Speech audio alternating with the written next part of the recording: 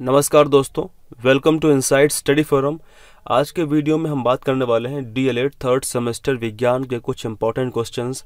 और यहाँ पे मैंने सिर्फ उन क्वेश्चंस को लिखा है जो क्वेश्चंस इंपॉर्टेंट हैं और एग्ज़ाम में आने के चांसेस पूरे पूरे हैं। ठीक है, तो आप लोग इस वीडियो को लास्ट तक ज़रूर देखिएगा। दोस्तों यहाँ पे सिर्फ मैंने क्वेश्चंस लिखे हैं, यानी उनके आंसर नहीं लिखे हैं। ठीक है, क्वेश्चंस लिखने का सिर्फ एक मतलब था कि आप लोग उन क्वेश्चंस को समझें, पढ़ें और उसको एनालाइज करें कि इसका आंसर क्या हो सकता है। ठीक है, यहाँ पे मैं उन क्वेश्चंस को एक्सप्लेन करूँगा और आप उसको समझेंगे ताकि आप अपने एग्ज़ाम में यदि वो क्वेश्चंस आते हैं तो उनका आंसर अच्छे से कर पाएँ। ठीक है, तो स्टार्ट करते हैं आज का वीडियो। तो आज के वीडियो में हमारा जो पहला क्वेश्चन है वो क्वेश्चन ये है कि सूक्ष्म जीव क्या होते हैं और यह कितने प्रकार के होते हैं। तो यहाँ पे आपको एक तरीके से अगर हम बात करें तो इसमें दो क्वेश्चन है, एक है कि सूक्ष्म जीव क्या होते हैं और दूसरा है वो कितने प्रकार के होते हैं। ठीक है, चलिए तो इसका आंसर सबसे पहले आप लोग सोचिए अपने दिमाग में कि इसका आंसर क्या हो सकता है। दोस्तों यदि हम बात करें इसके आंसर के बारे में तो इसका आंसर सबसे इम्पोर्टेंट बात यह है कि हमारे चारों तरफ वातावरण में जहाँ पे हम रहते हैं, ठीक है, वहाँ पे विभिन्न प्रकार के सूक्ष्म जीव पाए जाते हैं, लेकिन हमें दिखाई नहीं पड़ते हैं क्योंकि सूक्ष्म होते हैं वो। यानी ऐसे जीव, अगर आपसे क्वेश्चन पूछता है कि सूक्ष्म जीव क्या होते हैं, जैसा यहाँ पे लिखा हुआ है, तो सूक्ष्म जीव वे जीव होते हैं जो बहुत माइक्रो होते हैं, बहुत छोटे होते हैं, यानी हमारी आँखों से हमको दिखाई नहीं पड़ते हैं। तो ऐसे जीवों को हम सूक्ष्म जीव कहते हैं। ठीक है, तो उन जीवों को देखने के लिए हमको एक विशेष यंत्र की आवश्यकता पड़ती है जिसको हम सूक्ष्मदर्शी बोलते हैं या फिर माइक्रोस्कोप बोलते हैं। दोस्तों सबसे पहले यदि हम बात करें कि सूक्ष्म जीव, ठीक है, सूक्ष्म जीव कितने प्रकार के होते हैं, तो सूक्ष्म जीव बैक्टीरिया, आप जानते होंगे कि दुनिया भर की बीमारियां बैक्टीरिया उत्पन्न करते हैं, जैसे टीबी, जैसे टाइफाइड, ठीक है, जैसे कोलेरा इत्यादि प्रकार की जो बीमारियां हैं वो बैक्टीरिया उत्पन्न करते हैं। उसके अलावा कुछ बीमारियां फंगस यानी कवक उत्पन्न करता है, खासकर कवक के अंदर का जो आने वाली फफूंद होती है वो बीमारी उत्पन्न करती है। ठीक है, और उसके अलावा कवक के अंतर्गत ही आती है ईस्ट, खमीर। तो ईस्ट जो है वो कई प्रकार के विभिन्न हानिकारक बीमारियां उत्पन्न करती है। तो यदि आपसे क्वेश्चन पूछता है कि यह सूक्ष्म जीव कितने प्रकार के होते हैं, तो आप क्या कहेंगे?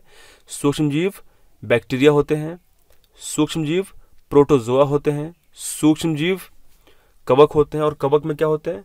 कवक में होते हैं ईस्ट। ठीक है, YEAST, ईस्ट मतलब खमीर। और कवक में क्या होते हैं? फफूंद होती है यानी मोल्ड होती है। तो ये सब है सूक्ष्म जीव। ठीक है, तो इसका आंसर ये हो गया। दोस्तों आपसे मैं क्वेश्चन पूछता हूँ, सबसे पहली बार बैक्टीरिया की खोज किसने की? वो कौन से वैज्ञानिक थे जिन्होंने बैक्टीरिया के बारे में सबसे पहले बताया? ठीक है, चलिए तो हम बात करते हैं क्वेश्चन नंबर 2। बैक्टीरिया हमारे लिए किस प्रकार लाभदायक हो सकते हैं और उनसे मिलने वाले जो लाभ हैं उन पर चर्चा हम कैसे करेंगे? दोस्तों यदि हम बात करें बैक्टीरिया के बारे में, तो बैक्टीरिया जैसा हम जानते हैं कि बैक्टीरिया जो है वो लाभदायक और हानिकारक, ठीक है, बैक्टीरिया लाभदायक और हानिकारक दोनों हो सकते हैं। हम समझते हैं दोनों के बारे में कि किस तरीके से बैक्टीरिया लाभदायक हो सकते हैं और कैसे हानिकारक हो सकते हैं। जैसा हम जानते हैं कि बैक्टीरिया की कुछ ऐसी जातियां होती हैं, कुछ ऐसी प्रजातियां होती हैं जो हमारे वायुमंडल में पाई जाती हैं और विभिन्न प्रकार के पौधों में तथा मनुष्यों में तथा अन्य जंतुओं में बहुत ही डेंजर, बहुत ही घातक बीमारी उत्पन्न करती हैं। ठीक है दोस्तों, ऐसे सूक्ष्म जीव जो बीमारी उत्पन्न करते हैं, जो डिजीज कॉज करते हैं, उनको हम पैथोजन कहते हैं। क्या बोलते हैं? उनको हम पैथोजन कहते हैं। ठीक है, यानी हमारे चारों तरफ ऐसे बैक्टीरिया, वायरस या ऐसे सूक्ष्म जीव, ठीक है, वायरस को हम सूक्ष्म जीव नहीं बोलते हैं क्योंकि वायरस जो है वो जीवित और मृत के बीच की कड़ी होती है। ठीक है, वायरस जब हमारे बॉडी में आता है, यानी वायरस जो है, विषाणु जब किसी भी व्यक्ति के शरीर में इंटर करता है तब वो जीवित हो जाता है, और यदि वो शरीर से बाहर है तो वो मृत है। तो इसलिए वायरस जो है वो इस कैटेगरी में नहीं आता है। तो पैथोजेंस क्या होते हैं? यानी ऐसे सूक्ष्म जीव जो विभिन्न प्रकार के रोग उत्पन्न करने वाले होते हैं, उनको हम पैथोजन कहते हैं, रोगाणु कहते हैं। दोस्तों, रोगाणु के लिए हमारे इंडिया में या फिर पूरे वर्ल्ड में अलग अलग प्लेसेस पे पैथोलॉजी बनी होती है। आपने सुना होगा पैथोलॉजी, है ना, पैथोलॉजी। तो यहाँ पे पैथोजन से, यानी पैथोलॉजी में क्या होता है, पैथोलॉजी में पैथोजेंस की पहचान होती है कि ये जो बीमारी हुई है वो किस पैथोजन से हुई है। जैसे मान लीजिए यदि कोई व्यक्ति ऐसा है जिसको खांसी आ रही है और खांसी में खून आ रहा है, फेफड़े में उसके दर्द हो रहा है, बुखार है कई दिनों से, तो उसको हो सकता है कि टीबी हो गई हो। तो उसका ब्लड निकाल के हम उसको एग्जामिन करेंगे पैथोलॉजी में, और हम ये पता लगाएंगे कि कौन सा बैक्टीरिया, कौन सा पैथोजन है जो ये डिजीज कॉज कर रहा है। ठीक है, तो ये पैथोलॉजी होती है। तो इसका मतलब ये है कि बैक्टीरिया हमारे लिए हानिकारक तथा लाभदायक दोनों हो सकते हैं। ठीक है, और कुछ ऐसी बैक्टीरिया की प्रजातियां हैं जो हमारे लिए लाभदायक हैं, यानी हमको उनसे पोषक तत्व प्रदान होते हैं। जैसे हमारे आंतों में विभिन्न प्रकार के बैक्टीरिया पाए जाते हैं, वो हमको विटामिन बी कॉम्प्लेक्स प्रोवाइड करने का प्रयास करते हैं। उसके अतिरिक्त यदि हम बात करें तो कुछ बैक्टीरिया ऐसे होते हैं जिनसे हमको मेडिसिन्स बनाई जाती हैं, यानी कुछ बैक्टीरिया से हमारे लिए दवाइयाँ बनाई जाती हैं। तो इस तरीके से बैक्टीरिया हमारे लिए हानिकारक तथा लाभदायक दोनों हो सकते हैं, और यही रीज़न है कि बैक्टीरिया हमारे लिए मित्र भी हैं और शत्रु भी हैं। ठीक है, चलिए दोस्तों, मैं आपसे क्वेश्चन पूछता हूँ। आप लोग पांच बैक्टीरिया से होने वाली खतरनाक बीमारियों के बारे में कमेंट में लिखेंगे। ठीक है, चलिए तो हम बात करते हैं कि मनुष्य जो है वो बैक्टीरिया से किस प्रकार से लाभ उठाते हैं और कौन कौन से क्षेत्र में लाभ उठाते हैं। तो सबसे पहले हम बात करने वाले हैं देखिए हमारे इंडिया की जो मैक्सिमम पॉपुलेशन है, हमारे भारत देश की जो सर्वाधिक जनसंख्या है, वो किस चीज़ में लगी हुई है? क्या वो सर्विस कर रही है? क्या वो इंडस्ट्रीज़ में है या फिर खेती कर रही है? तो इसका आंसर क्या होगा कि हमारे देश की जो सर्वाधिक जनसंख्या है वो खेती में लगी हुई है, वो कृषि करती है। ठीक है, तो कृषि में लगी हुई है वो। तो यदि हम बात करें कि बैक्टीरिया जो है किस तरीके से खेती में, किस तरीके से किसानों को लाभ पहुंचाता है, यानी बैक्टीरिया का जो लाभ है वो एग्रीकल्चर में किस तरीके से है। दोस्तों, जैसा हम जानते हैं कि जब हम खेत जोतते हैं, ठीक है, तब वहाँ पे विभिन्न प्रकार के पौधे होते हैं, विभिन्न प्रकार के जंतु होते हैं, वो खेत की जुताई करते समय वो मर जाते हैं। तो यदि वो वैसे के वैसे पड़े रहेंगे तो फिर खेत में दिक्कत उत्पन्न करेंगे, खेत की मृदा को दूषित करेंगे। अब होता क्या है, जब भी कोई पौधा या फिर कोई जंतु मरता है, डेड होता है, तो वो धीरे धीरे विघटित होता है, और उसको विघटित करते कौन है? उसको विघटित करते हैं बैक्टीरिया। ठीक है, तो इस तरीके से बैक्टीरिया, यानी उस पौधे के अंदर, उस जानवर के अंदर जितना भी अमोनियम कंपाउंड है, ठीक है, उसको वो नाइट्राइट या फिर नाइट्रेट में बदल देते हैं, और इस तरीके से सॉइल को नाइट्राइट या नाइट्रेट जो है मिलती है, और फसल जो है वो बढ़ती रहती है, यानी फसल को पोषक पदार्थ मिल जाते हैं।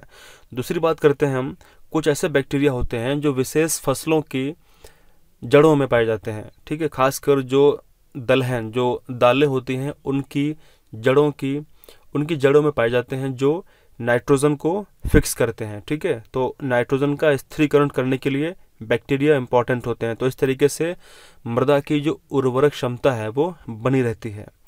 दूसरा, यदि हम बात करें कि किस तरीके से जो बैक्टीरिया हैं वो उद्योग में, ठीक है, कारगर होते हैं। जैसा हम जानते हैं कि हम बात करते हैं इंडस्ट्री की, तो इंडस्ट्री में आपने सुना होगा बेकरी। ठीक है, बेकरी इंडस्ट्री होती है, या सिरका इंडस्ट्री होती है, चमड़ा उद्योग होता है, तो इस तरीके से, या डेयरी उद्योग होता है। अगर हम डेयरी की बात करें तो जैसा हम जानते हैं कि डेयरी में जो दूध होता है, मिल्क, ठीक है, मिल्क को हमको दही में कन्वर्ट करना होता है। तो मिल्क से, यानी दूध से दही बनाने के लिए या फिर दूध से पनीर बनाने के लिए हम बैक्टीरिया का इस्तेमाल करते हैं। ठीक है, तो दूध से, खासकर हम दूध से दही यदि बनाते हैं तो हम लैक्टोबैसिलस बैक्टीरिया का इस्तेमाल करते हैं। ठीक है, दूसरी बात करते हैं सिरका के लिए, तो सिरके के लिए भी बैक्टीरिया होता है जो उसके अंदर एसिटिक एसिड उत्पन्न करने लगता है धीरे धीरे, ठीक है। यदि हम बात करते हैं कोई जानवर यदि मर जाता है, ठीक है, कोई जानवर मर जाता है तो उसकी जो स्किन है, उसकी त्वचा को हम चमड़े में कैसे बदलते हैं, तो इसके लिए भी कुछ बैक्टीरिया होते हैं जो उस जानवर की त्वचा पर कार्य करते हैं, उसको डिकम्पोज करते हैं और उसको धीरे धीरे धीरे धीरे वो चमड़े में बदल देते हैं। तो इस तरीके से, इस प्रकार से बैक्टीरिया से हमको विभिन्न लाभ उत्पन्न होते हैं, विभिन्न लाभ मिलते हैं, ठीक है।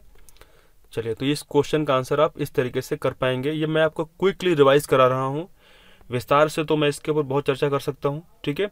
चलिए, आज का हमारा जो लास्ट क्वेश्चन है वो ये है कि बैक्टीरिया किस प्रकार मनुष्य की पोषक स्थिति में सुधार करते हैं। दूसरा, तथा किस प्रकार बैक्टीरिया हमारे वायुमंडल को स्वच्छ बनाते हैं।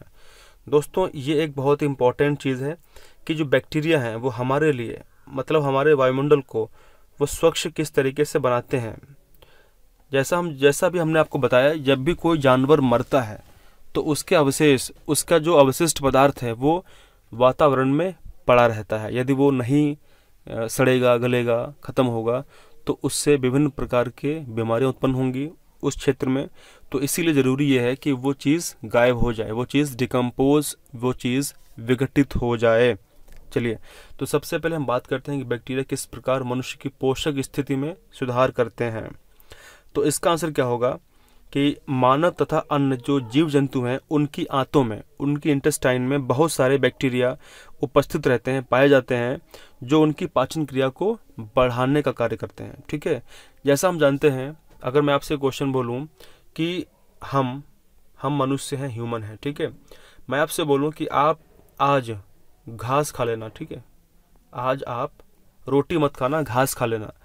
तो दोस्तों, जब हम घास खाएंगे, यदि हम घास खाएंगे, पत्ते खाएंगे, तो क्या पत्ते हम पचा पाएंगे? यानी पत्ते क्या हमारे पेट में, हमारे आमाशय में पचेंगे? तो इसका आंसर क्या होगा? नहीं, क्योंकि हमारे पेट में, हमारे आंतों में, हमारे स्टमक में वो बैक्टीरिया नहीं है जो उन पत्तों को पचा पाए। क्योंकि पत्तों में क्या होता है, जैसा हम जानते हैं कि पौधों में पाया जाता है सेलुलोज। पौधों में क्या होता है? पौधों में होता है सेलुलोज। तो हमारी आंतों में ऐसे बैक्टीरिया नहीं हैं जो सेलुलोज को डिकम्पोज कर पाएँ, सेलुलोज को डाइजेस्ट कर पाएँ। इसीलिए यदि हम किसी तरीके से कोई भी ऐसी चीज़ खा लेते हैं, ठीक है, जिसमें सेलुलोज है, तो हम वो पचा नहीं पाते हैं, वो वैसी की वैसी वेस्ट के रूप में निकल जाती है, ठीक है। लेकिन जो गाय भैंस हैं उनके स्टमक के अंदर ऐसे बैक्टीरिया होते हैं जो सेलुलोज को पचा पाएंगे। तो इसीलिए वो जानवर जो होते हैं वो घास खा लेते हैं या फिर अदर पत्ते खा लेते हैं, ठीक है। दूसरी बात करते हैं कि जो बैक्टीरिया हमारे आंतों में पाए जाते हैं वो विटामिन्स, जैसे बी कॉम्प्लेक्स है, उसको फॉर्म करते हैं, उसका निर्माण करते हैं, ठीक है। और इस तरीके से मनुष्य की जो पोषक स्थिति है उसमें वो सुधार करने का कार्य करते हैं, ठीक है। तो हम इसका आंसर, जो पहला वाला हमारा पार्ट था, उसका आंसर हम इस तरीके से कर पाएंगे। तो दूसरा हमारा पार्ट है इसका कि किस प्रकार बैक्टीरिया हमारे वायुमंडल को स्वच्छ बनाते हैं, ठीक है। दोस्तों, जैसा हम जानते हैं कि बैक्टीरिया जो हैं वो हमारे वायुमंडल को स्वच्छ करने का कार्य करते हैं, लेकिन स्वच्छ करते कैसे हैं समझते हैं इसको हम। जैसे मान लीजिए जिस वातावरण में हम रहते हैं, ठीक है, यहाँ पे हम रहते हैं, इस वातावरण में यदि कोई जानवर या कोई पौधा जब वो मर जाता है तब उसकी बॉडी, क्योंकि उसकी बॉडी में कॉम्प्लेक्स सब्सटेंस हैं, जटिल पदार्थ हैं, तो उसकी बॉडी को बैक्टीरिया डिकम्पोज करते हैं, यानी उसको सरल तत्वों में तोड़ देते हैं, और इस तरीके से वो धीरे धीरे एब्जॉर्ब हो जाता है, ख़त्म हो जाता है, यानी वो इस तरीके से ख़त्म हो जाता है। तो इस तरीके से दूसरी क्या है, हम रात दिन गंदगी उत्पन्न करते रहते हैं, हम रात दिन कूड़ा करकट जो है, सीवेज उत्पन्न करते हैं, और वो हमारे आसपास जो है वो इकट्ठा होता रहता है। लेकिन होता क्या है, जो कूड़ा है, जो सीवेज है, वो डिकम्पोज होता रहता है। तो डिकम्पोज करते कौन है? उसको डिकम्पोज करते हैं बैक्टीरिया। तो इस प्रकार से हमारे आसपास के वातावरण को बैक्टीरिया स्वच्छ बनाने का कार्य करते हैं। लेकिन यदि हम हमारे वातावरण में पॉलीथीन का इस्तेमाल करेंगे, ठीक है, या प्लास्टिक का इस्तेमाल करेंगे, तो दोस्तों प्लास्टिक और पॉलीथीन के ऊपर बैक्टीरिया कार्य नहीं कर पाते हैं। तो यदि प्लास्टिक या पॉलीथीन होगी तो वो कई वर्षों तक, हो सकता है 500, 1000 वर्षों तक, 2000 वर्षों तक वो वायुमंडल में पड़ी रहेगी, और इससे क्या होगा, वो हमारे वायुमंडल को प्रदूषित करेगी। तो हमको पॉलीथीन का इस्तेमाल करना बंद करना होगा यदि हम चाहते हैं कि हमारा वायुमंडल स्वच्छ बना रहे। तो इस प्रकार से बैक्टीरिया जो है वो कार्य करते हैं स्वच्छ बनाने का। ठीक है, तो मिलते हैं नेक्स्ट वीडियो में। Thank you very much. Thanks a lot.